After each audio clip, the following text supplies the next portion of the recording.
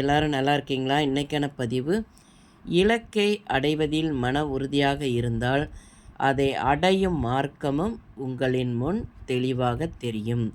கண்டிப்பாங்க. நம்ம ஒரு இலக்கு நிர்ணயம் பண்ணியிருப்போம். அந்த இலக்கை அடைந்து வெற்றி அடைவதற்கு நம்மளுடைய மன உறுதி கண்டிப்பாக வேணும். ஒரு வைராக்கியம், மன உறுதி, துணிச்சல் இதெல்லாம் இருந்தால்தான் அந்த வெற்றியை நம்ம அடைய முடியும். உங்களுடைய வெற்றியை உறுதி செய்ய உங்களால் மட்டும்தாங்க முடியும். வேறு யாராலையும் முடியாது. ஏன்னா நீங்கள் முடிவு பண்ணிட்டா கண்டிப்பாக வெற்றி அடைந்து விடலாம். அதுக்கு தேவையானதுன்னு கொஞ்சம் இருக்கு இல்லையா?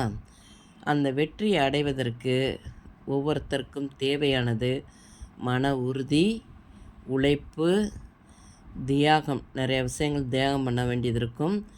ஆர்வம், தன்னலமின்மைனா சுயநலம் இல்லாமல் இருக்கிறது, சுய கட்டுப்பாடு, இவ்வளவும் இருக்கணும் பார்த்துக்கோங்க. இவற்றின் மூலம் வெற்றி அடைய முடியும். வாழ்க்கையில் வெற்றி அடைய முடியும்.